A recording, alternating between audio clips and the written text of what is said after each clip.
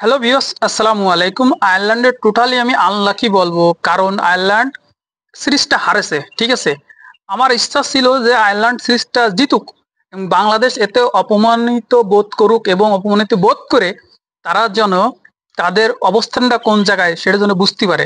কারণ এর আগে যে টি-20 সিরিজটা ছিল সেই জায়গায় ওয়েস্ট ইন্ডিজের কাছে হোয়াইট আস্ট হয়েছে। ঠিক আছে, ব্যাক টু ব্যাক 4টে টি-20 ম্যাচ হারেছে আয়ারল্যান্ডে দিয়ে।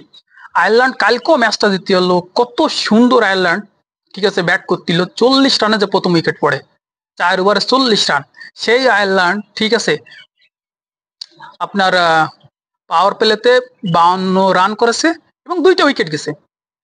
ঠিক আছে, পল স্টাইন ব্যাটিং করতে সেই আয়ারল্যান্ড 117 রানের মধ্যে প্যাকেট হয়ে গেছে।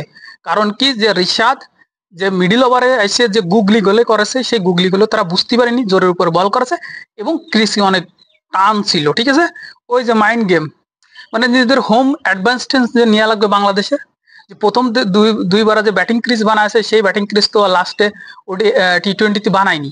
আয়ারল্যান্ডে হারায় সিরিজটা, তাকে জিতাই লাগবে, নাহলে ইজ্জতের বিষয়।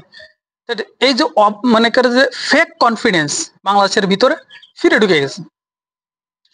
ফেক কনফিডেন্স নিয়ে ওয়ার্ল্ড কাপে যাবে, ওয়ার্ল্ড কাপে যাইয়ে ওই ফেক হয়ে আবার ফেরত চলে আসবে। তো লিটন কুমার দাস 3টে টি-20 খেলেছে।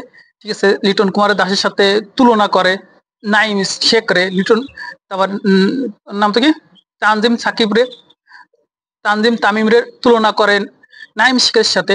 আমি আসতেছি, নাইম শেখের সাথে একটারও তুলনা করা যায় না। নাইম শেখ এগে দুইজনের চেয়ে শতগুণী ভালো প্লেয়ার। আপনারা যদি বিশ্বাস না করতে চান তাহলে রেকর্ড দেখেন আর তার পারফরমেন্স দেখেন, আর আমার সাথে কথা বলেন খাতা কলমে। ঠিক আছে, কারণ নাইম শেখ রে ভাই অপরচুনিটি একবারও দেয় না।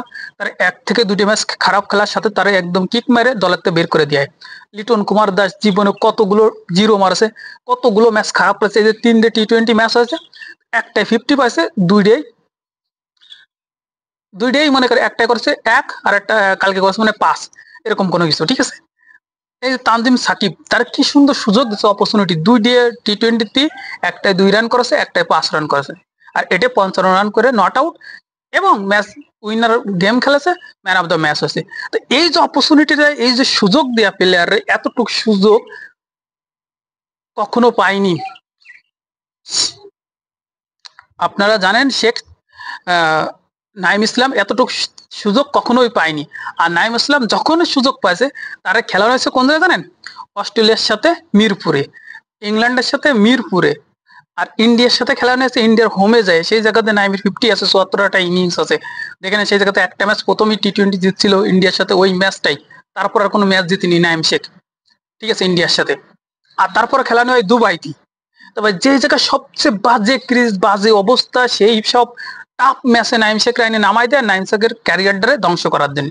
নাইম শেখ বিপিএল এ 1 কোটি 10 লক্ষ টাকায় বিক্রি হয়েছে। আমার সে খুশি আর কেউ হয়নি, আলহামদুলিল্লাহ। নাইম ভাই, আমি জানি আপনি এই ভিডিওটা কখনো দেখবেন না, তারপর আপনার আমি বলি আলহামদুলিল্লাহ আপনার জন্য। ঠিক আছে, লিটন 75 লাখ, তারপরে তহিদ হৃদয় যে 92 লাখ টাকা দিছে, এটা হাস্যকর। ঠিক আছে, পারভেজ ইমনের দামটা 35 লাখ, অনেক কম হয়ে গেছে।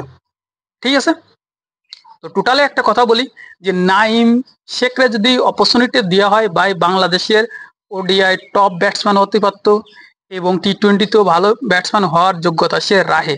ঠিক আছে, কিন্তু আমাদের ওই যে অপরচুনিটি, সুযোগের অভাব, ভালো জিনিসটা আমরা চিনি না, তারে ছুঁড়ে ফেলাই দিই, তারে কলঙ্ক দিয়ে দিই, তারে ফেরত আনি না।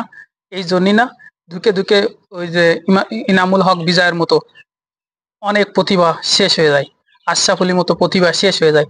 আশরাফুল ভাই, আপনারা ধন্যবাদ, আপনার প্রথম সিরিজ।